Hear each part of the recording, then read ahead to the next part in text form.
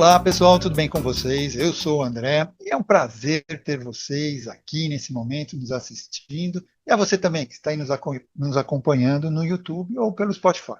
É com muita alegria que damos início a mais um encontro especial aqui no nosso canal da comunidade Praticadamente. E hoje vamos mergulhar em um tema que impacta diretamente a sua vida adulta, que é a relação entre pais e filhos.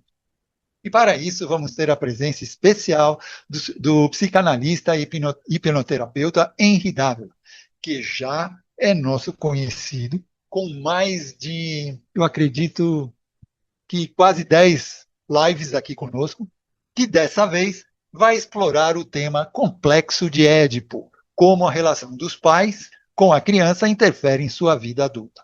Fique conosco, participe e aproveite esse momento de troca e crescimento. E se você gostar desse conteúdo, não se esqueça de deixar o seu like e seguir a nossa comunidade do Praticadamente. Ok? Henri, agora eu passo a palavra para você.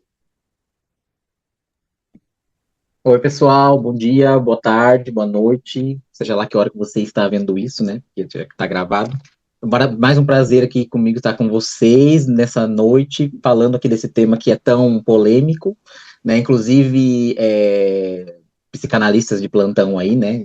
Gostam bastante desse tema. Pessoas curiosas do assunto também gostam desse tema. E a gente vai falar um pouquinho sobre ele, né? Falar aí brevemente, porque assim, isso aqui dá pano para manga, né? A gente podia fazer umas 20 lives desse assunto que não ia acabar. Mas assim, a ideia é que a gente fale um pouco sobre os principais temas, né? Os reflexos disso daí na teoria psicanalítica e tal. E lembrando também que do que a gente vai falar aqui, do que se propõe são hipóteses que muitas vezes já foram vistas acontecendo em estudos de caso, mas também o próprio Freud falava que não é algo assim, uma ciência exata. Então não é para vocês pegarem nada do que eu vou dizer aqui e falar que, ele falou, então tem que ser assim em todos os casos, para sempre, em todas as pessoas, tá? Então nada do que sai daqui, acho que nada na psicologia no geral vai ser uma ciência muito exata, mas estamos falando de seres humanos, né, de consciência. Então tenha em mente que aqui é para vocês aprenderem e tal, com a cabeça aberta, sempre com o princípio de observar, de analisar e ver, né? Na verdade, é o estudo que tem que acompanhar as pessoas e não as pessoas acompanharem o estudo. Então, convido vocês para conversarem sobre esse tema comigo, né, do complexo de Édipo e o reflexo disso nas relações. Vou ter que falar brevemente também de algumas outras coisas para até chegar nesse tema, né, porque não tem como escapar, mas acho que vai ser bem legal aí, espero que vocês venham comigo e guardem aí, anotem suas dúvidas, porque tenho certeza que a gente vai conversar bastante. Bora? Então, beleza, gente, eu não consigo, volto a dizer, porque sempre tem que dizer, porque senão eu esqueço, né? Eu não consigo ver o chat na maioria das vezes. Então, qualquer coisa que vocês quiserem aí de pergunta, deixa aí no chat, que na hora que a gente parar para uma pausa para responder as perguntas, daí eu olho, tá? Mas vai mandando. Se eu não ler, alguém lê para mim depois. Então vamos lá. Complexo de Édipo, como a relação dos pais com os filhos interfere em sua vida adulta? Pode passar. Primeiramente, a gente precisa mostrar o significado da palavra complexo de Édipo. Inclusive, né, lembrando que essa live aqui foi proposta na última live que eu estava fazendo. Quem sabe não sai outra proposta de live dessa live e vira um ciclo infinito isso aqui, né? Mas, enfim, eu expliquei isso na live passada, mas, obviamente, pode ser que você não tenha visto. Então, a gente vai explicar aqui o que significa a palavra complexo. Porque quando geralmente a gente lê isso aqui, pelo menos eu acredito que lá no começo, antes de eu fazer o curso de psicanálise, eu achava que complexo vinha de algo complicado. Não que não seja, de certa forma, mas a palavra complexo não tem a ver com complexo no sentido de complicado, no sentido de difícil de compreender ou coisa do tipo. Complexo, na verdade, é um conjunto de fenômenos, porque é um conjunto de fatores, né, no caso fenômenos, que vão compor o que a gente está querendo dizer. É igual tem o complexo do alemão lá acho que da favela, se eu não me engano, que são várias comunidades. Então, é um conjunto de coisas que formam uma mesma coisa. Então é por isso a palavra complexo. Então quando vocês ouvirem complexo de Édipo, não quer dizer que é nada complicado, não que não seja, volto a dizer, mas não é essa a origem da palavra. É complexo no sentido de conjunto de coisas. E Édipo vem da história do Édipo Rei, né? Inclusive acho que é o próximo slide aí, se não me engano, pode passar. Isso. Então, aí a palavra Édipo, né, vem da peça, né, do Sófocles, que Édipo Rei é a peça do teatro grego antigo, escrita por Sófocles por volta de 427 a.C. Um pouquinho antigo, né? Aristóteles, na sua Poética, considerou-a como o mais perfeito exemplo de tragédia grega. Então, ela é o primeiro volume, se eu não me engano, aqui eu posso estar falando bobagem, mas são 3 volumes, isso eu tenho certeza, eu só não sei se ele é o primeiro. Acredito que ele é o primeiro, tem as outras 2 continuações. Se ele não for o primeiro, é o segundo, porque eu sei que tem mais um depois. E é o exemplo mais claro que a gente tem aí de tragédia grega, né? E pode passar. Eu vou resumir aqui para vocês a história, né? Que eu falei que ia contar a história para vocês. Aí, quem já conhece a história, que perdoe todas as os extremos resumos e adaptações que eu vou fazer, mas aqui, se eu for contar a história inteirinha certinha desde o começo, a gente vai morrer aqui.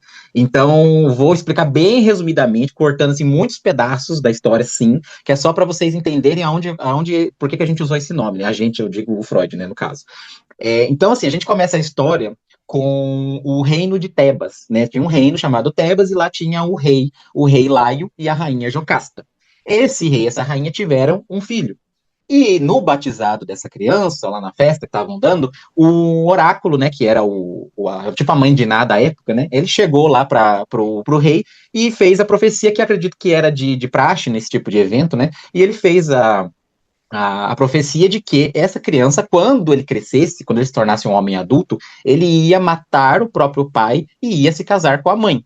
E o rei, imagina, o rei ficou doido, né? Falou assim: como assim? Não é possível, meu Deus, meu filho vai me matar e vai casar com a própria mãe, que absurdo, que coisa tenebrosa. E daí, com medo dessa profecia se concretizar, ele pegou, mandou um soldado dele levar o filho dele para a floresta, mandou pregar o pé dele numa árvore, deixar ele lá amarrado para que os animais ali selvagens dessem cabo da criança. E o soldado fez isso, né? Deixou ali. Algumas histórias falam que o próprio soldado teve dó da criança e pegou ela e entregou para um pastor que passava ali. Outras adaptações falam que o pastor passou ali, viu a criança e pegou, mas o que importa é que a criança foi retirada dali. Esse pastor viu, né, os pezinhos da criança machucados ali e viu também que ele não tinha condição de cuidar do menino e ele entregou para o rei do reino de Corinto, que era um outro reino. E aí esse rei de Corinto ficou compadecido ali com a história do menino e pegou ele para criar como se fosse filho, porque ele não tinha filho com a rainha de lá.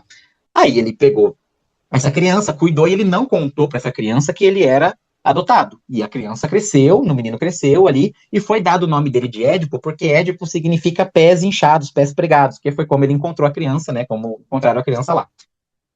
Dito isso, né, feito isso, o menino cresceu e tal, até que em um evento de quando ele era adulto, uma das festas que estava tendo lá, houve outra profecia, e nessa profecia foi dito para ele que, ó, quando você crescer, era outra mãe de Ná, de Corinto, não era a mesma mãe de Ná de lá de Tebas, era outra. Mas ele falou a mesma coisa, falou, quando você crescer, você está destinado a matar o seu pai, quer dizer, já cresceu, né, no caso. Você vai matar o seu pai e vai casar com a sua mãe. Só que ele achou que era o pai dele ali de Corinto, e que era a mãe dele ali de Corinto. Só que ele não era, né, porque ele era adotado, então estava se referindo à mãe de batismo, a mãe de sangue e o pai de sangue.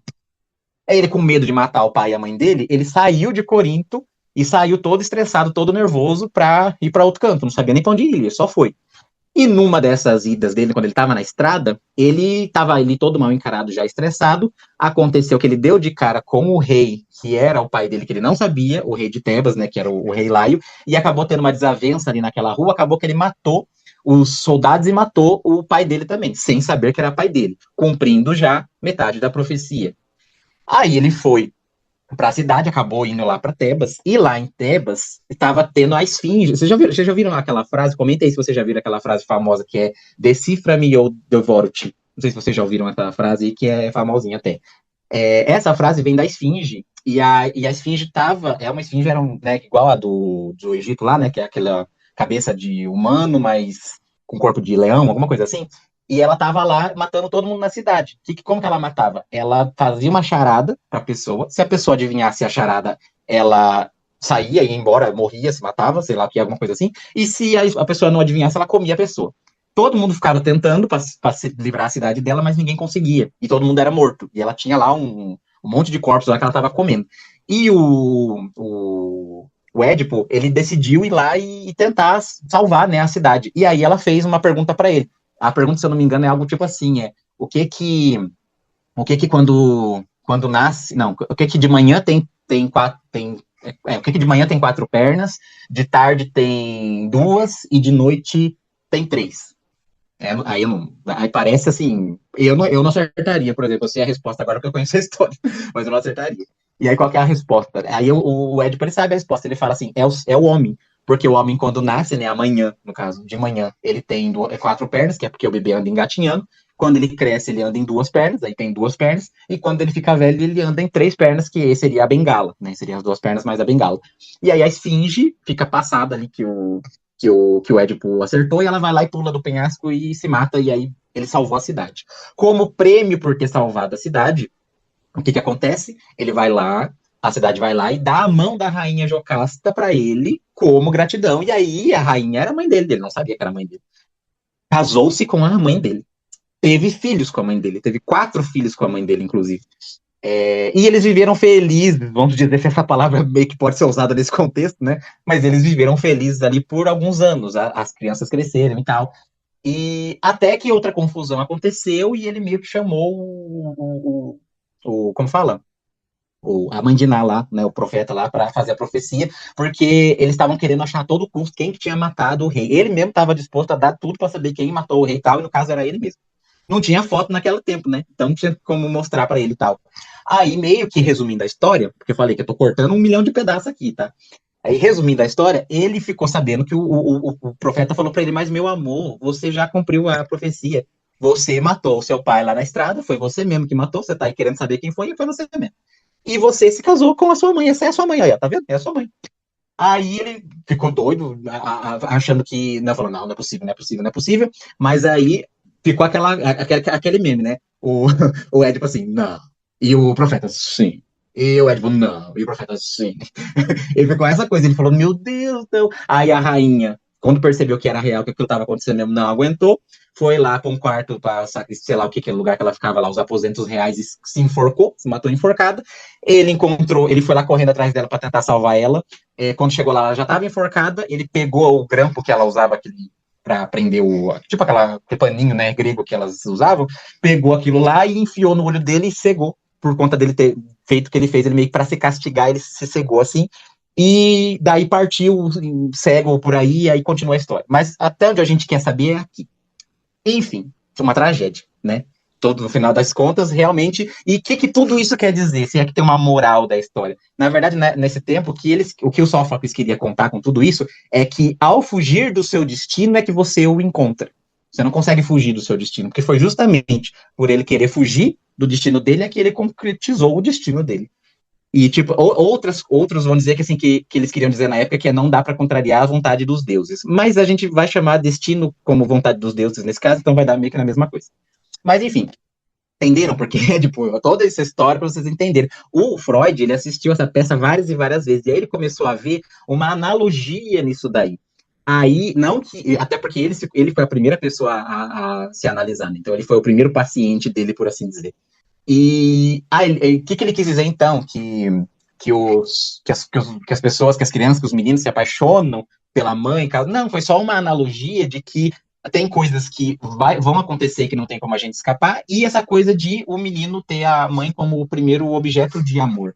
Só que a gente tem que se lembrar que quando a gente está, principalmente na psicanálise moderna, que quando a gente fala de mãe, hoje em dia, principalmente, mas já há muito tempo que é assim, a gente está falando de figura materna. Quando a gente fala de figura materna, não necessariamente é a mãe, não necessariamente é a mulher. Às vezes a criança não tem mãe, às vezes a criança é criada só pelo pai, às vezes a criança é criada por dois pais, às vezes a criança é criada por duas mães, às vezes a criança é criada pela avó, enfim, tem diversas conjunções familiares possíveis. E aí a gente não vai imaginar que só vai acontecer tal coisa se tiver aquela estrutura lá de margarina e tal, não. Então a gente entende mãe nesse contexto como figura materna. E o que seria figura materna? Figura materna seria aquele que dá o afeto para a criança, que dá o conforto, que dá o afeto, que acolhe, que dá o afago. Essa seria a figura materna. Se a gente tem o pai fazendo isso daí, hoje em dia a gente vai entender que o pai seria a figura materna. No caso, o pai seria o objeto de desejo dessa criança. Não por conta de ser pai, mas por conta de ser figura materna. Consegue entender? Então a gente tem que abandonar essa ideia, assim, muito, muito desse jeito, de que é a mãe mulher. Porque se a mãe, por exemplo, faz um papel mais rígido, mais castrador, que vocês vão entender como é, né? Que é mais punitivo, a mãe está fazendo a figura paterna. Então ela não vai se aplicar na hora do discernimento de afeto, porque ela não está suprindo afeto para a criança. Então a gente tem que entender que a gente não tem que falar de gênero quando a gente está falando desse tipo de assunto. A gente está falando de figura, né? De figura familiar ali. O que essa pessoa representa. Se a gente falar de gênero, a gente está sendo muito, para dizer o mínimo, antiquado. E a gente está tirando todas as possibilidades que podem acontecer.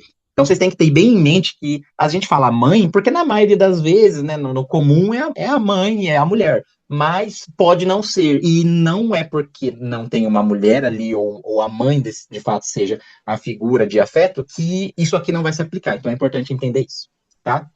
Pode passar. Então temos as fases psicossexuais, eu não tinha como não falar delas para poder explicar para vocês, né, o reflexo disso. Então, segundo a psicanálise de Freud, o desenvolvimento da personalidade acontece por meio de diferentes fases, nas quais a criança busca satisfação e prazer em regiões específicas do corpo. As experiências vividas em cada etapa influenciam a forma como a pessoa se relacionará consigo mesma e com os outros ao longo da vida. Lembrando que fases psicossexuais, e o sexual nesse sentido não tem a ver com sexo, sexual tem a ver com prazer.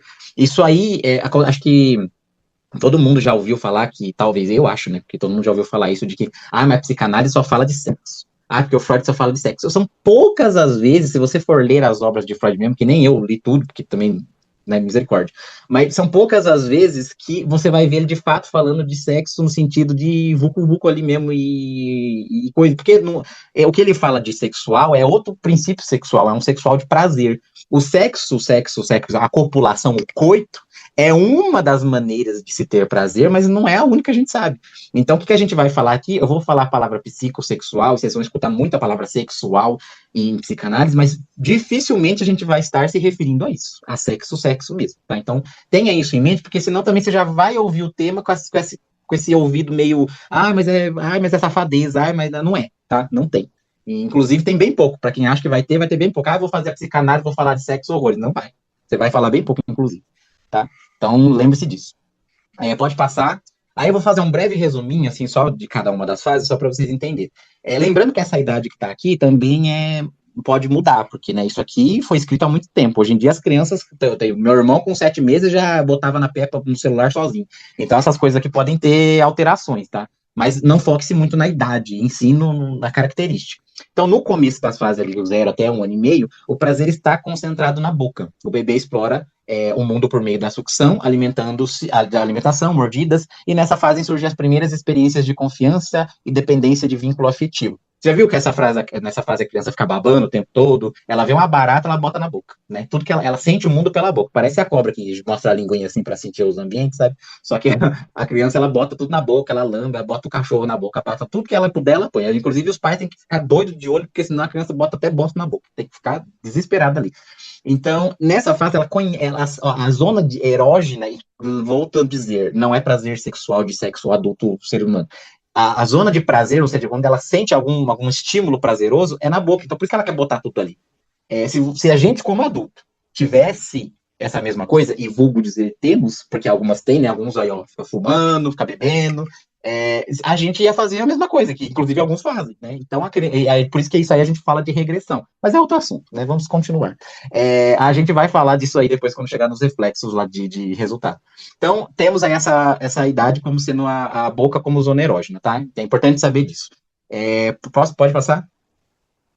Na fase anal, o prazer está relacionado no controle dos esfíncteres anais e o processo de desfraude. A criança começa a desenvolver a autonomia, aprendendo sobre controle, limite, certo e errado e independência. Aqui é a fase que vai determinar quando o caráter da pessoa, a moral da pessoa ali, ela entendendo o que pode, o que não pode. Não é o que vai determinar tudo. Até porque a Selma já deu live de Enneagrama aqui para vocês, né? Imagino eu já. E muito se casa. Inclusive, o Enneagrama é uma grande mistura da psicanálise com a cognitivo-comportamental, se vocês forem analisar. Porque ele mostra o trauma que aconteceu e ele mostra um reflexo de comportamento padrão que a gente tem, né? E nada mais é do que, quando a gente fala de criança de trauma, a gente está falando de psicanálise, e quando a gente fala de comportamento defensivo, a gente está falando de comportamental. Então, o Enneagrama é quase que uma grande mistura das duas grandes abordagens, né? Que é psicanálise e comportamental, se a gente for ver desse jeito. Então, só que o Enneagrama ele vai especificar mais detalhadamente qual foi a interpretação exata que a criança teve de dor naquele momento. Aqui, na visão psicanalítica, a gente está sendo mais vago, um pouco mais aberto. Então, nesse caso aqui, por exemplo, o tipo 5, não sei se você lembra do 5, que é aquele mais analítico, que tem dificuldade, que teve escassez de afeto. Por exemplo, ele é mais fácil ter tido uma questão nessa fase, porque é aqui que a gente também controla essa coisa de querer doar mais, ou querer reter mais, né? Que é o que inicialmente a criança faz isso com um cocô, mas ela pode fazer isso, atribuir para outras áreas depois. Pode passar. A fase fálica, né, que é aqui que a criança começa a perceber que ela tem uma genitália diferente até da menina, que o menino é diferente da menina e tal, né, e a atenção da criança volta-se para as diferenças entre os sexos e para a descoberta do próprio corpo. E nessa fase que Freud descreve o complexo de Édipo, o período em que a criança desenvolve sentimentos afetivos intensos pelos pais e inicia a construção da sua identidade. Aí aqui é que o bicho começa a pegar para o assunto que estamos dizendo, que é nessa fase que, depois eu vou explicar ali a castração, resumidamente também, porque é outro tema grande, mas aqui a gente tem o dilema da criança, né? Porque assim, tem o pai, vamos dizer pai, figura paterna, né? Esqueçam essa ideia de gênero, mas tendo a figura paterna, dizendo que a criança não pode ficar com a figura materna o tempo todo. E aí essa criança, ela vai ter um dilema. O que eu faço com isso agora? Eu vou fazer o padrão? O padrão é o quê? O padrão normal, por assim dizer, seria ficar triste com isso, mas ter que lidar, que é o que a gente faz no dia a dia, né? Que é por isso que o Freud fala que todos somos neuróticos. A história do nosso sofrimento é: quero algo, mas não posso ter. Como lido com isso? Ficando triste e lidando com meus sentimentos. É isso, né? Tipo, você tem que trabalhar de manhã. Você não queria trabalhar de manhã na maioria das vezes, você queria ficar em casa dormindo. Mas aí você tem que ir. E aí o que você faz com isso? Então, assim, o jeito que você vai lidar com essas frustrações básicas no futuro depende de como você vai lidar com a sua primeira frustração maior, porém básica, lá na infância, que seria isso. E aí que a gente vai ter um fator determinante. Lógico que na fase fálica tem outras coisas que eu poderia falar, mas o foco aqui seria mais em como que eu vou lidar com a negação do meu desejo, do meu objeto de prazer, que no caso seria a mãe / figura materna. Pode passar. E período de latência, aqui é quando a criança ela já começa a ter os gostos pessoais dela, né, e começa a se distanciar um pouquinho aí do que a gente estava vendo até então, né. A energia sexual fica menos evidente, aí, tipo, você percebe que até então a energia estava em alguma parte do corpo, né, uma hora tá na boca, outra hora tá no ânus, outra hora tá na genitália, e agora que não tá em lugar nenhum, né, tá meio que adormecida. Então, assim, a energia sexual fica menos evidente, a criança direciona seus interesses para amizades, estudos, brincadeiras, aprendizagem, e é uma fase importante para o desenvolvimento social e intelectual. Aqui é quando a criança começa a encontrar a tribo dela, sabe? Eu vou aqui com esse povo aqui, a menina começa a ficar com a menina, o menino com o menino, e aí, além disso, também tem as tribos, vou ficar com esses aqui que são mais nerd, com esses aqui que são mais bagunceiro, ele encontra ali a tribinho deles ali e começa a se identificar e criar a sua identidade. Pode passar. E a fase genital, que seria a da puberdade, né, adolescência, com as mudanças na adolescência, os impulsos sexuais reaparecem de forma mais madura, o indivíduo passa a buscar relacionamentos afetivos e sexuais. Aqui sim a gente está falando de sexual. Aqui, quando a criança está na adolescência. Os hormônios, né, em fúria ali, integrando desejos, sentimentos e responsabilidades. Tá? Então, essas são um resumo das fases. Lembrando que isso aqui, na formação de psicanálise, é um módulo inteiro só para isso aqui, tá? Para vocês terem noção do quanto que eu estou resumindo. Mas é porque não tem como falar de Édipo sem falar disso daqui, por isso que eu dei uma breve introdução sobre isso daqui. Qualquer dúvida que vocês tenham, anota aí, tá? Porque a gente vai precisar desse conhecimento para avançar. Pode passar. Eita, que ficou no meio ali, mas tudo bem. Então, assim, o que é a visão geral, né? O resumo da ópera aí. Para Freud, né, cada uma dessas frases contribui para a formação da personalidade. Quando os conflitos de uma etapa são elaborados de forma satisfatória, o desenvolvimento segue o curso. Ou seja, quando tudo vai bem, tudo está dentro do planejado, a pessoa entra ali dentro da estrutura neurótica, que é a que a gente, vamos dizer, entre aspas, normal, tradicional, padrão, e a pessoa segue aí a vida dela. Quando permanecem dificuldades significativas, aí cada dificuldade pode ser específica, né? Alguns padrões emocionais e comportamentais podem se repetir na vida adulta. É aqui que eu falo que se encaixa, por exemplo, a visão do enneagrama. Porque quando dá ruim, dependendo de como dá ruim, que jeito vai dar ruim, aí a pessoa vai ter uns padrões de reflexo de comportamento, que a gente vai ver, que a gente vê no enneagrama, por exemplo, né? Tem lá explicando cada uma das 9, e a gente tem a versão, digamos assim, mais aberta, mais aberta à interpretação que eu falo da psicanálise, não tão fechada, explicando exatamente o que nem no enneagrama, que eu vou dar depois aqui para vocês o exemplinho aqui dos reflexos. Pode passar. Aqui o fenômeno das estruturas psíquicas, né? A castração, ou como que a castração influencia. Então, na psicanálise, o complexo de castração não é uma mutilação física, vocês têm que entender isso, tá? Quando a gente tá falando castração, ninguém tá falando de pegar a bilolinha da criança e cortar fora, tá? Pelo amor de Deus, porque, né? Eu sei que, mas Henry, a psicanálise não ajuda, fala sexual, fala castração, fala umas palavras assim que você não pode culpar a gente depois de achar que é. Mas eu sei, eu também não acho que foram tão felizes na escolha das palavras. Mas, eu vou fazer o quê? Não fui eu que escolhi, eu sou obrigado a usar. Eu não posso bater o pé agora e querer mudar, né, as palavras. Então, cabe a mim, pelo menos, explicar para vocês que não é nada disso. Então, lembre-se daí. Então, assim, ele descreve a experiência inconsciente que a criança aceita e a existência de limites, a diferença entre sexos e a impossibilidade de ter tudo o que deseja. O que quer dizer isso? Tá vendo ali a casinha? Ó, tem a casinha do neurótico, a casinha do psicótico e a do perverso. Qual que é a teoria que o Freud fala de explicação para essas... Quando que a criança vai para cada uma dessas casinhas? Existe a fase fálica, né? Vamos voltar lá. Então tem a fase fálica. Aquela fase é a fase que o menino ainda está naquele processo de querer a mãe e ter ciúme do pai, e isso explicando no exemplo de família tradicional, tá? Então o menino está querendo ali a mãe, o pai é quem possui, por assim dizer, a mãe, né, na visão dele, e ele tem ciúme do pai. Aí o pai vai lá e fala, ó, você não pode ficar com a sua mãe, você vai ter que ficar lá no seu quarto, e a mamãe vai ficar aqui comigo, e é isso. Nesse momento, acontece o embate assim, da castração. Por que castração? Porque o menino pensa que a mulher não tem o pênis porque ela foi desobediente, por assim dizer, que foi arrancado dela. Ele não pensa que ela nasceu sem, ele pensa que ela tinha um e perdeu. E aí ele pensa que se ele não obedecer à mãe, isso foi o que o Freud disse lá nas obras dele. Aí ele pensa que se ele não obedecer, no caso o pai ali, o pai vai fazer isso com ele também. E aí, por medo de perder, aí tem uma frase que o Freud fala que eu não vou conseguir lembrar exatamente qual, mas ele fala assim: quando o prazer narcísico, o desejo narcísico, alguma coisa assim, supera esse desejo pela mãe, o complexo de Édipo é resolvido. Então, ou seja, quando o medo de perder o pênis fica maior do que o desejo pela mãe, daí ele abre mão da mãe, entra no período de latência, onde ele não tá mais com esse desejo pelos pais, você vê que a criança já é daquele jeito assim, ai mãe, vai lá, deixa, para o carro longe da escola, não quero que você fique, sabe, tenha esse desapego, né, acontece naturalmente, e só que para isso tem que ter esse evento, tem que ter uma imposição ali de regras, falando que ele não pode, porque senão ele continua. Aí o Freud falou que nas versões que ele atendeu que não aconteceu isso, a criança foi ficando, não teve esse período de latência, ou seja, só que ela precisa ter esse período. Então, se isso não é colocado nela, vai ter reflexos na personalidade na vida adulta depois.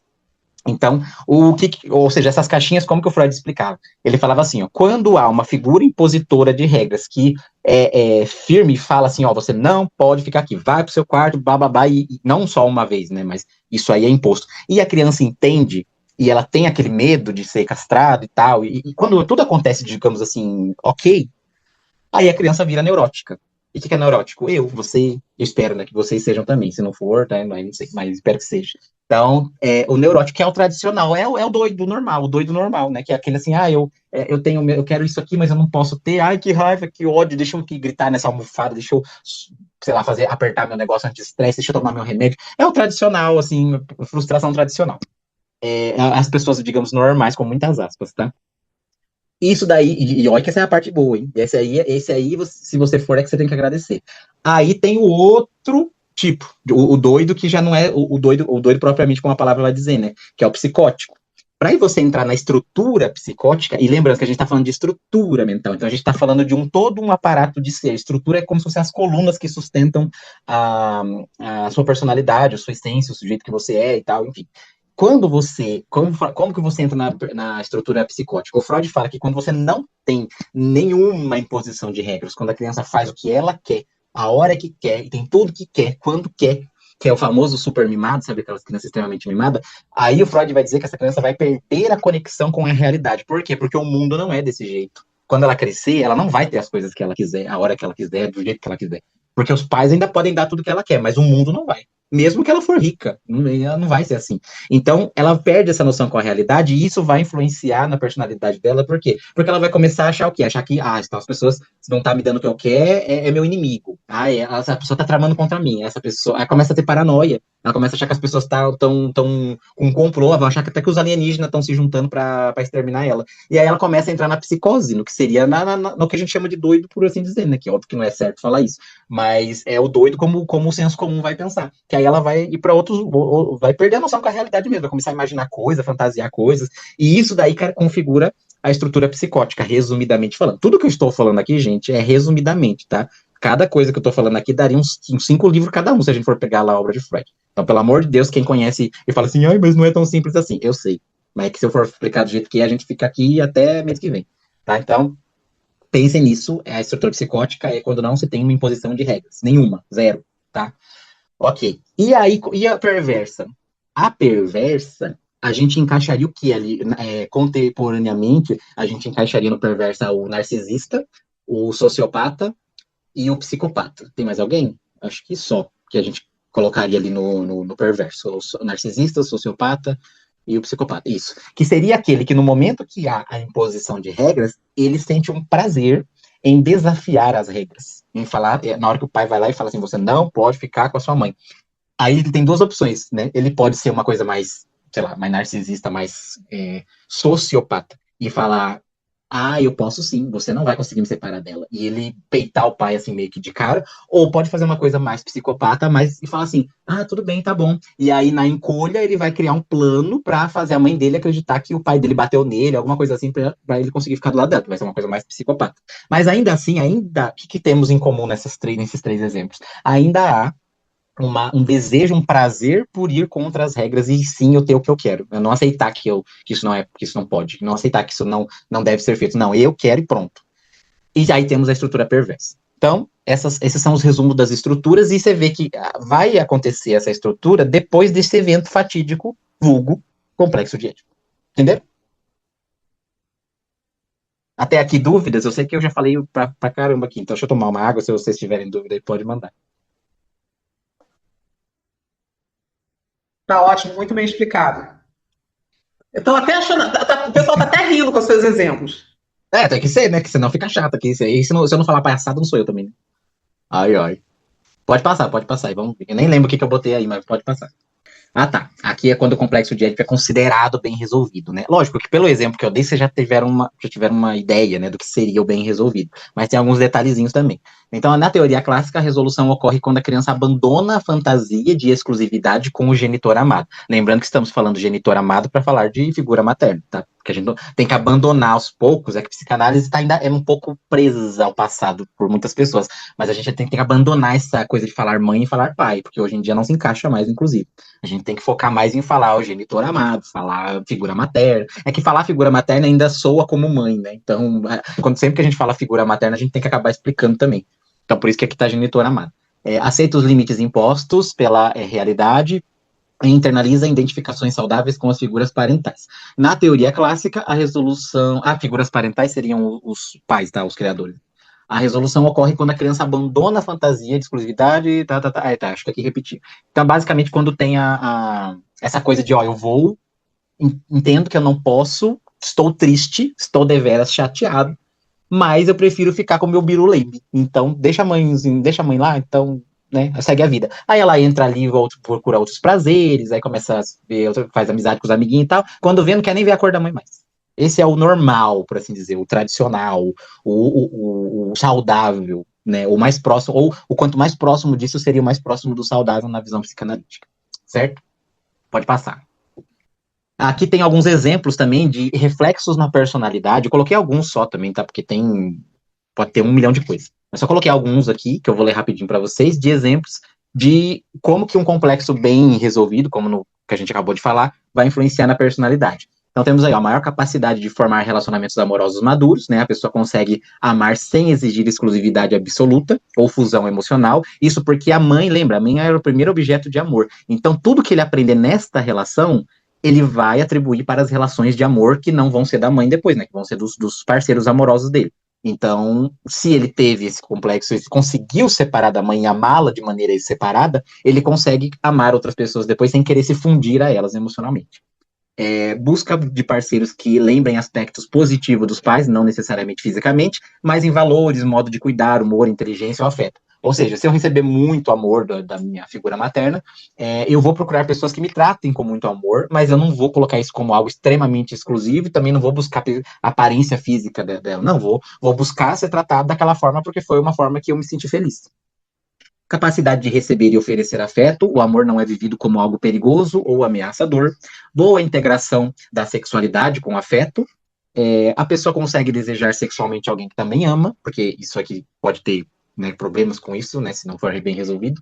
Maior autonomia emocional, consegue se separar psicologicamente da família sem culpa excessiva. Escolhas amorosas mais livres, não fica presa à tentativa de reproduzir exatamente a dinâmica infantil, né, aquilo que aconteceu lá no passado. Capacidade de admirar o parceiro sem idealização extrema, né, sem colocar a pessoa lá num pedestal e tal, e achar que é o rei e a rainha. Reconhecer qualidades e defeitos. Boa tolerância à rejeição e frustração. Esse é o principal ponto, porque se tem uma coisa que a criança vai aprender com tudo isso, é ela saber lidar com frustração de rejeição e não poder ter o que eu quero. Então, isso aqui é o principal. Entende que não pode ser o centro absoluto do desejo do outro, certo? Pode passar. Então, são alguns exemplos aqui de coisas positivas que acontecem na personalidade quando o complexo de Édipo é bem resolvido. E quando é mal resolvido? Né? Que é o que vocês querem saber. Eu sei que ninguém tá aqui pela coisa boa. Vocês querem ver o circo pegar fogo? Vocês acham que eu sou tonto? Eu acho que eu sei que é isso que vocês querem. Então, na teoria psicanalítica, parte do investimento emocional infantil permaneceria fixado ou retornaria repetidamente aos relacionamentos adultos. Aí tem alguns exemplos aqui que eu trouxe para vocês. E aqui teria muito mais exemplos ainda que eu poderia dizer. Inclusive, o próprio Enneagrama dá vários para vocês, tá? Mas vamos aqui... Ah, tá, detalhe. Mais uma conexão com o Enneagrama. Acho que a Selma falou para vocês que os traumas que a gente relata no Enneagrama são meio que obrigatoriamente até os 7 anos de idade. E é justamente porque essa idade é a idade da finalização do complexo de Édipo, é o limite da finalização do Édipo. Então também tem, ou seja, o jeito que vai passar ali vai ser referente também a como a pessoa vai passar o complexo de Édipo, tá? Pode passar. Lembrando, outra curiosidade que também tem a ver com a vida adulta sobre a fase oral, vocês já viram as garrafas long neck? Elas são de propósito feitas para parecerem com mamadeiras. Se você vê, ninguém vai comprar uma garrafa daquela long neck e beber assim no copo. Você vai ver a pessoa pegando a garrafa long neck e bebendo sempre no bico. Mesmo que seja de refrigerante. Porque o prazer em beber naquela garrafa está na sucção. Então, quando a pessoa bebe daquele jeito, além de ter o prazer do álcool da bebida, ela tem o prazer de ficar chupando a bebida. Você vê que a gente faz um biquinho, fica assim. Então, a indústria, ela estudou psicanaliticamente como ela poderia fazer as pessoas comprarem mais cerveja. E aí chegaram à conclusão de fazer o experimento de transformar as garrafas de cerveja em mini mamadeiras. E aí, porque elas perceberam que relatos de pessoas que têm problema com os pais, problemas na fase oral, são pessoas que tendem a beber muito. E aí, se eles, além de pegar a pessoa que já bebe muito e ainda facilitar e trouxer um prazer dela, que é a mamadeira, fala, nossa, é a receita perfeita pra gente vender. E aí estão as long neck até hoje fazendo sucesso, tá? Então, meio que a long neck existe para suprir essa vontade de sugar que a pessoa que tem geralmente vício em álcool ou uma tendência muito grande a beber álcool tem, que é querer retornar à fase segura de afeto quando ela estava ali reconhecendo o mundo pela boca. Então, só uma curiosidade aí para vocês saberem. Você gosta muito de beber na garrafa long neck? Pois tome-lhe essa no estômago para você ficar esperto. Gostou? Ai, ai. Vamos lá, continuar, que senão me perco. Exemplos, então, de mal... Oi? Volta aí. Do mal resolvido. Procurar parceiros parecidos com a mãe ou com o pai. Esse é um dos fenômenos mais clássicos, né, mais conhecidos, que todo mundo já estava esperando aqui que eu falasse. A semelhança pode ocorrer em aparência física, tom de voz, personalidade, valores, forma de demonstrar afeto, estilo de cuidado. A hipótese psicanalítica que o primeiro objeto amoroso deixa marcas profundas que servem como referência inconsciente para escolhas futuras. O que significa isso? Basicamente, Freud vai dizer que, mas se eu tive uma mãe, por exemplo, um Édipo ruim, por que eu vou ficar procurando isso de novo? Porque o seu cérebro entende que não resolveu. Daí ele vai querer resolver. Aí ele vai procurar pessoas parecidas para tentar consertar o que não aconteceu lá atrás. Aí você vai viver nesse looping. Que vulgo as pessoas chamam de quê? Dedo podre. Olha aí. Olha que legal. Ai, ai. É isso aí, basicamente, que ele quis dizer, tá? Siga-me para mais resumos de palavras difíceis. Tentativa de reparar conflitos infantis, essa é basicamente o que eu falei também, mas com uns adendos aqui. Essa é uma ideia muito presente na psicanálise contemporânea. Por exemplo, uma mãe fria busca parceiros frios, uma mãe crítica busca parceiros críticos, uma mãe distante busca pessoas distantes e blá blá blá. É o que tá aqui. Então, dessa vez eu vou conseguir o amor. Aí você fica naquela busca por tentar ir pro oposto, mas o que o Édipo fala? Lembra que eu falei que a lição de moral do Édipo? Quanto mais a gente tenta fugir do destino, mais a gente o encontra. Então, tipo, se eu não consertar a minha cabeça, se eu não fizer terapia, se eu não entender o que tem de errado comigo, toda vez que eu tentar fugir da minha dor, eu vou encontrá-la. É isso que vai acontecer. Porque lá o rei de Tebas, ele não ficou preocupado em entender como que aconteceria a tragédia. Ele só escutou que ia acontecer a tragédia e já tentou resolver. E aqui acontece exatamente com a pessoa que tá ruim, que tá traumatizada. Ela tenta fugir do trauma, ou seja, do que aconteceu com ela, mas sem buscar autoconhecimento, sem buscar terapia, sem nada. Ela acha que sozinha, só com as vozes da cabeça dela, ela vai conseguir ficar bem. E aí ela começa a namorar traste atrás de traste, atrás de traste, atrás de traste, e sempre chamando de dedo podre, mas não existe dedo podre na psicologia. Na verdade, tem padrões. E o padrão tá de não cuidar da cachola dela. Se ela cuidar da cachola dela, ela vai poder resolver esse dedo podre aí. Que em alguns lugares, eu acho muito engraçado que em alguns lugares no interior, eles não chamam de dedo podre, eles chamam de curva de rio. Acho bem engraçado, porque a curva do rio, ela acumula toda a sujeira que passa, assim, né, porque fica ali. Então, em alguns lugares do interior, eles não chamam de dedo podre. E quando a pessoa começa a namorar um monte de traste, eles chamam ela de curva de rio. É, é uma curiosidade para vocês, viu? Também sou cultura. Pode passar aí pro próximo. Vamos lá. Então, a dependência emocional excessiva, né? Aquelas pessoas que entram em relacionamentos abusivos, tá tomando na cara, apanhando todo dia e tá lá com a pessoa. O parceiro passa a ocupar o lugar de figura protetora e cuidadora, e pode haver medo intenso de abandono, necessidade constante de validade. Aqui você consegue encaixar tipo 2 do Enneagrama, tal, tipo 4, você consegue já. Aqui é bem legal que vocês conseguem, para quem conheceu a matéria do Enneagrama, pode assistir, volta lá, assiste a live da Selma, depois volta e assiste essa, vocês vão ver as coisas se casando, tá? Muito legal. 4, busca por figuras maternais ou paternais. Algumas pessoas procuram parceiros que cuidem delas, tomem decisões por elas e tal. Aquela coisa assim, lá daquele cara que ele não tá querendo uma esposa, ele tá querendo uma mãe barra empregada, que tá querendo alguém que entrega comidinha, pega o bife dele, corte pra ele, basicamente dê na boca. Então, esses caras assim, você já sabe, ó, sai correndo, tá? Ou se for ficar com ele, pelo menos garanta aí uns 8 anos de terapia no mínimo pro cara parar de ser assim. 5, dificuldade em se separar da família de origem, é comum observar a dependência emocional na mãe e no pai, comparação constante do parceiro com os pais e tá.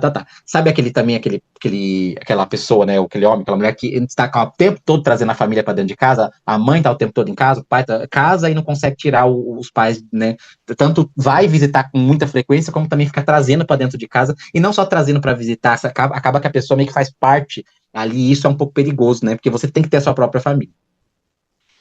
6, idealização excessiva do parceiro, né? O parceiro vira aí o rei da cocada preta, uma última bolacha do pacote, é colocado no pedestal, e quando aparecem defeitos, surge aquela decepção intensa, né? O relacionamento pode desmoronar rapidamente. Pode passar. Separação entre o amor e o desejo sexual, tema muito discutido por Freud. Algumas pessoas amam quem não desejam e desejam quem não ama. Olha, pausa mais uma vez para vocês refletirem sobre essa frase. Algumas pessoas amam quem não desejam e desejam quem não ama. Fique com essa reflexão, não vou nem falar nada. Só isso, tá? Pensem sobre isso. Então, aí, como se carinho e sexualidade não conseguissem coexistir. Então, sabe aquelas mulheres que ela gosta, assim, ela fala assim, eu gosto daquele homem que dá na minha cara, aquele homem que me dá soco na costela, aquele homem que me faz de lagartixa, me joga na parede, esse que me deixa doido. Mas esse daí, que ela sente esse desejo, ela não consegue também amar. Ela gosta dele, mas também se ele ficar 2 dias na casa dela, ela já fica com ranço, ela já quer que ele vá embora. Então ele quer ela para dar umas enforcadas no pescoço dela ali, para dar né, um trato ali, mas depois ela quer que ele vá pegar o rumo da casa dele. E aí, quando às vezes ela gosta, o cara tem ali características de, nossa, que cara legal, incrível, eu gosto de estar com ele e tal, só que aí ela não tem tesão dele, ela não tem vontade de transar, não tem vontade de fazer nada com ele, porque o que ela quer é ser estrangulado. E ele sabe que ele não vai estrangular ela. E aí há esse conflito de, assim, os que eu quero transar os que vai dar na minha cara, mas eu não quero casar com os que vai dar na minha cara. Eu quero amar aquele fofinho ali, mas aquele fofinho, ela vai chamar de soca fofo. Aquele fofinho é muito sem graça. Aquele fofinho ele é tão bom, eu amo ele, mas ele não vai dar um soco na minha lombar que eu tô querendo. E aí esse conflito é muito comum de se ouvir na clínica, para quem é psicanalista, você escuta muito isso, tá? Isso aí a cada 10 é 8 que você escuta. Então é isso aqui que ele tá querendo dizer. Também é reflexo doente. 8. Repetição dos relacionamentos semelhantes, um dos fenômenos mais relatados também na clínica. A pessoa diz, todos os meus relacionamentos acabam sempre iguais, né? Você já imagina por quê, né? Temos um Sherlock Holmes. É nessa hora que a gente tem que disfarçar a cara para não falar assim, minha filha, você quer que eu comece a falar agora ou daqui 2 minutos? Então, tem essa explicação aí também. Então, é aquela coisa, trocas, muda-se a bosta, mas as moscas são sempre as mesmas. Tipo isso, tá? É essa mesma frase. Pode passar. E aí a síntese de tudo isso, qual que é o centro de tudo isso? Então, o complexo de Édipo não se trata apenas do desejo, né, do filho pelos pais, né? Ele representa a forma como a criança aprende a amar, lidar com limites, rivalidade, exclusividade, frustração, pertencimento. É todo um aparato de características muito importantes na formação da personalidade de alguém. Na vida adulta, essas experiências tendem a reaparecer na escolha dos parceiros, na relação com autoridades, na autoestima, na maneira como a pessoa constrói seus vínculos afetivos, enfim. Vocês viram, e para quem quer um pouco mais de detalhes, volto a dizer, vai assistir a palestra da Selma, vai ver a palestra da Selma, com o Zé lá, e vão ver os detalhezinhos mais específicos que podem acontecer. Por quê? Porque o Enneagrama casa muito com o Édipo, porque o Enneagrama, ele fala que a personalidade vai ser formada de um jeito ou de outro a partir ali, obrigatoriamente, dos 7 anos, e 7 anos é o limite para o Édipo resolver ali, então é exatamente a mesma coisa. Pode passar. Olha, já acabei, olha até que falei rápido hoje. Muito obrigado, gente. Eu consegui falar de tudo sem demorar 3 horas em cada slide. É um avanço muito grande para mim. Espero que vocês tenham gostado dessa breve explicação. Eu sei que eu soltei um monte de coisa aqui para vocês, então se vocês tiverem dúvidas, adendos, relatos que vocês quiserem, aproveita que eu terminei cedo para falar isso agora. E é isso. Vou tomar uma água aqui. Pode abrir o microfone aí do povo. Muito bom, Henry. Adorei seus exemplos, inclusive. Gostou? Gostei. E, gente, quem quiser assistir, nós temos a live aí, como o Henry falou, da Selma, falando sobre Enneagrama, que vai linkar uma coisa a outra, né? Mas realmente é um tema bem interessante aí, né? Agora, eu adorei as caras da Zilma. A Zilma, eu acho que ela só rindo com teus exemplos. Sim. Tem que ilustrar, né? Se eu não der exemplos aqui, vocês não vão entender o que eu tô querendo dizer. Então, tem que ilustrar. Olha, eu amei os exemplos, porque eu estava tomando aqui um chá, né, de maracujá, e eu pensei, eu vou dormir, né? Mas, olha só, maravilhosa essa live. Parabéns. Cadê a Selma? A Selma tá aí? A Selma tá aqui, então. Tá aí, sim, próximo. Cadê a Selma? Selma, habla aí, Selma. Fale aí da sua... Você que tem a...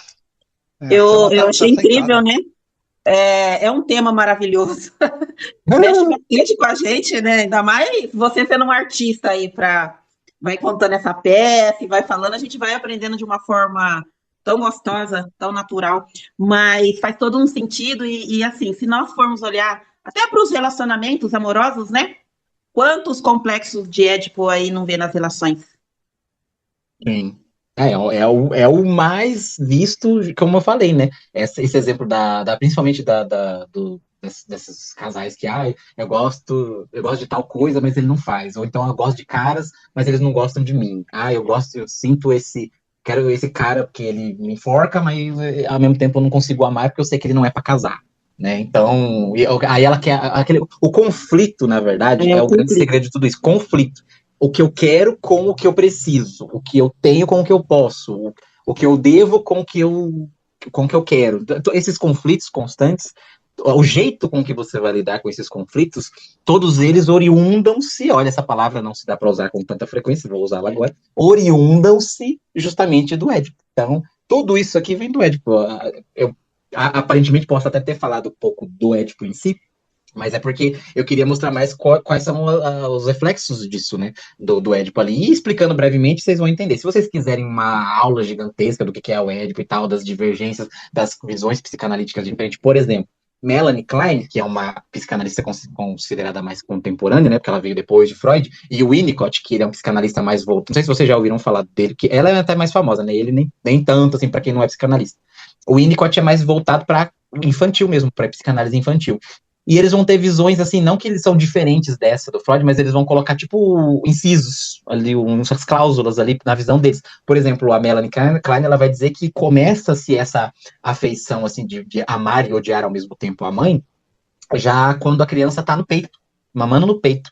E aí ela dá exemplo, o exemplo mais clássico é o da criança morder o peito da mãe, né? Porque né, às vezes morde com a gengiva, né? Nem tem dente, mas ele morde, e isso aí já mostra que a criança ela tem uma coisa de amor e ódio com a mãe que já está acontecendo o início do fenômeno edípico ali. E o Freud, por exemplo, não menciona esse tipo de coisa. Então, alguns psicanalistas, assim, considerados mais modernos, contemporâneos, eles têm mais umas outras visões a acrescentar nesse tema. Por isso que eu falei que se eu fosse falar do Édipo em si, a gente ia ficar aqui muito, muito tempo.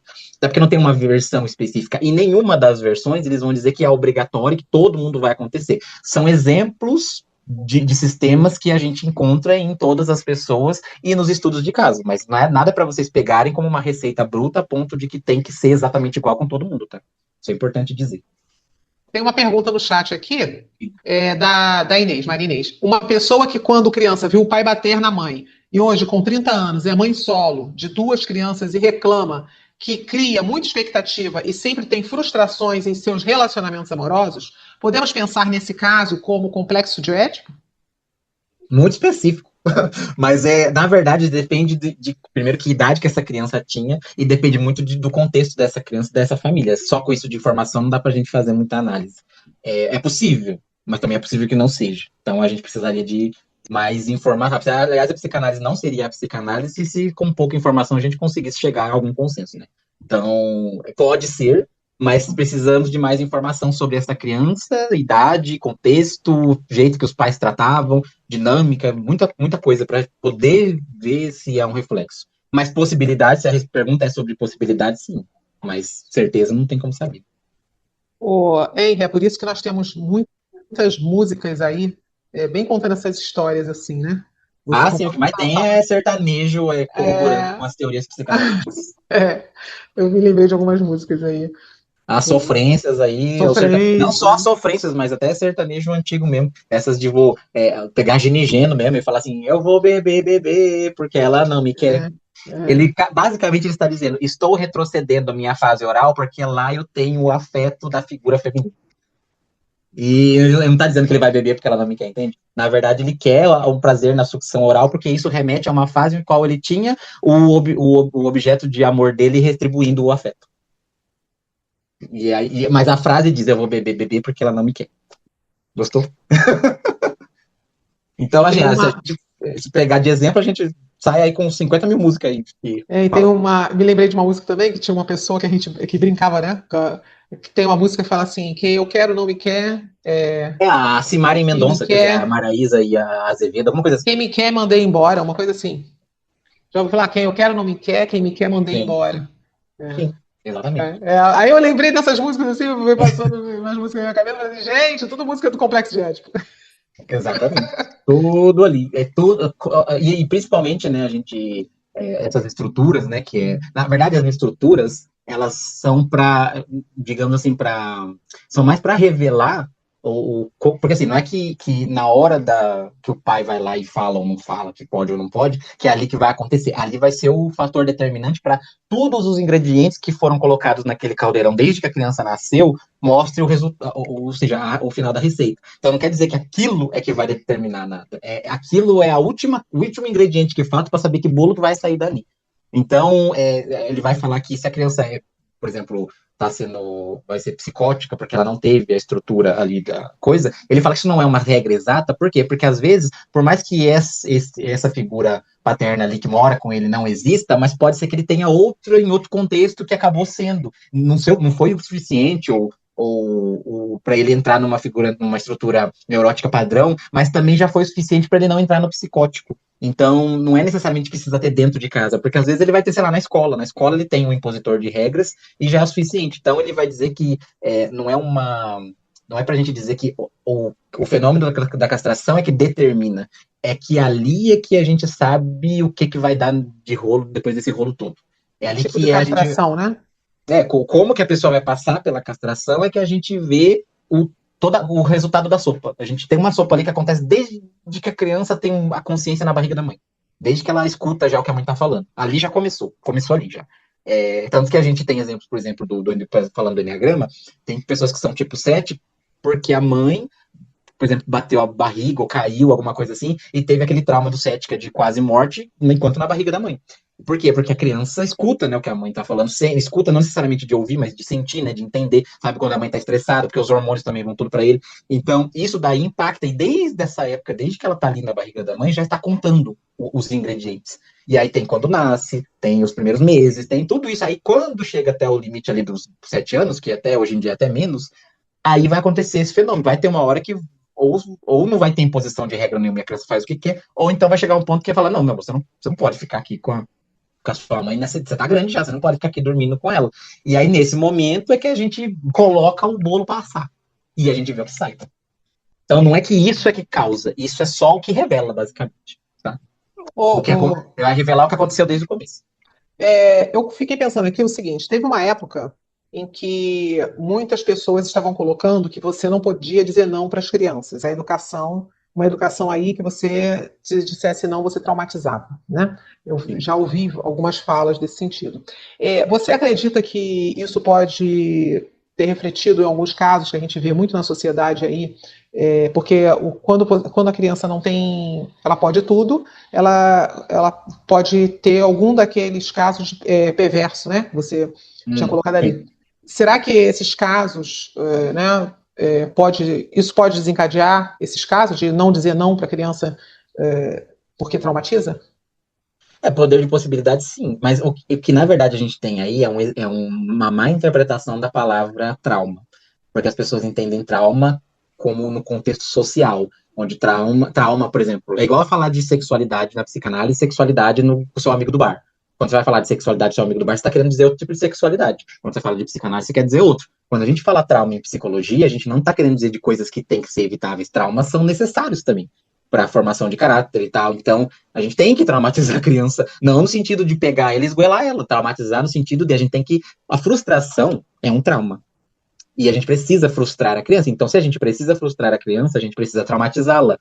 Etimologicamente falando, a gente está falando que tem que traumatizar. A gente tem que ter cuidado para não ter um excesso de trauma, para não ter um trauma violento no qual a criança vai ficar com reflexos negativos fortes que vão atrapalhar no desenvolvimento dela como adulta. Aqui tem que evitar.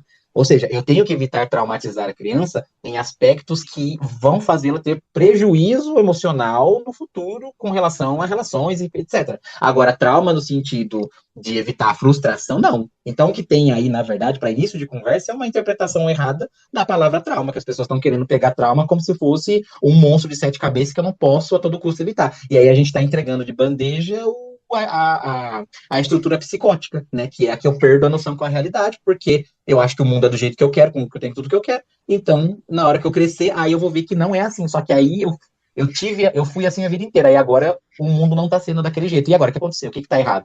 Não era pra ter assim, porque eu até então tive tudo que eu queria. E aí o Freud fala, aí é que a pessoa começa a achar que é o mundo que tá contra ela, que as pessoas estão contra ela e tal, e entra na esquizofrenia e tal, e por aí vai. Então, basicamente, eu diria que o problema é com a interpretação da palavra. Esse que é o ponto. Henry, Diga. posso fazer uma pergunta? Eu estava fazendo um atendimento online de uma mãe e tal, e não sei porque se ela separou, ela sozinha, eu não sei até que ponto isso acaba prejudicando a criança. 14 para 15 anos, um adolescente só dormia com a mãe. Eu acho que mais uma necessidade dela do que dele. Como que fica essa situação? Então, aí não foi resolvido, né? Tem que ver se é uma necessidade mais dela ou dele, como que ele se sente com isso, o quanto de vontade dele tem nisso, quanto de desconforto dele tem nisso, e dela também. Aí a gente tem que ter essas informações, mas se for, por exemplo, como você falou, talvez mais dela do que dele, é mais um problema particular dela que a gente tem que analisar e perguntar e entender. Se for dele, é claramente um édipo não resolvido, não foi cortado aí o cordão e também tem que ser investigado. Mas digamos assim, mais comum se for ele querendo, mais comum que eu falo assim, é mais fácil de ver, mas também pode ser que seja um problema dela. Aí, pra gente entender o que está acontecendo, de fato, a gente tem que ter, no mínimo, essa informação. Mas eu imagino que seja, independente para que lado for, quem que tá querendo, ou pode ser que os dois estejam, ainda assim é problemático e ainda assim isso requer um cuidado muito grande, porque é triste. Sim. Foi o que exatamente quando daí eu falei, eu botei isso na realidade para ela, ela não gostou e não quis mais fazer terapia. Sim. É bem Sim. assim. Eu sei como que é. Isso aí, na verdade, todo terapeuta vai passar por isso em algum momento, que é falar uma coisa simples ou até explicar alguma coisa que nem é, obviamente, não é opinião sua, é da sua teoria, e a pessoa se sente ofendida ou ela não quer falar daquilo e aí ela fica brava e aí ela some, ou então ela finge até que não tá brava, mas na verdade ela tá, daí ela não vai voltar mais. Isso aí todo mundo passa, é normal. E inclusive a gente, falam-se pouco, pelo menos na minha formação não falou, falam-se pouco sobre isso e a gente não meio que prepara os novos terapeutas para esse acontecimento, mas é um fenômeno que é muito comum, muito comum. Inclusive é muito mais comum do que o se apaixonar pelo terapeuta, que é o que é tão falado, né? Que as pessoas se apaixonam pelo terapeuta. E isso aí eu até falo que é bem mais difícil de acontecer do que esse fenômeno de brigar, assim, não gostei, não quero mais, e ficar puto da vida e sumir. Às vezes a pessoa volta, mas às vezes nem volta, às vezes desaparece mesmo.